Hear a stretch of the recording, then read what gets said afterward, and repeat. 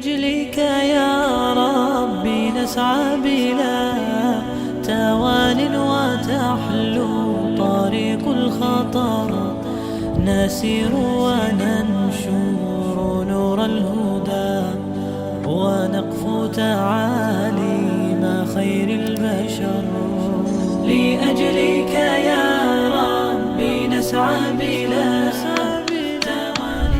Bismillahirrohmanirrohim.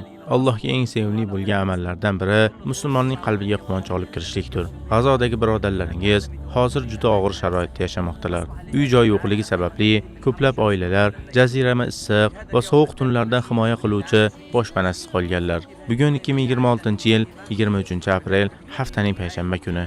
Imom Buxoriy vaqfi yordamiyla O'rta Osiyolik birodar nomlaridan bir muhtoj oila uchun chodir o'rnatib berdik. Alloh taolodan so'raymizki, ularning mol dunyolari, farzandlari va umrlariga baraka bersin, hamda ularni jannatning eng oliy darajasi Firdavs bilan mukofotlasin. سحائب من رحمة يذوب على راحتيها الحجر فتخفقها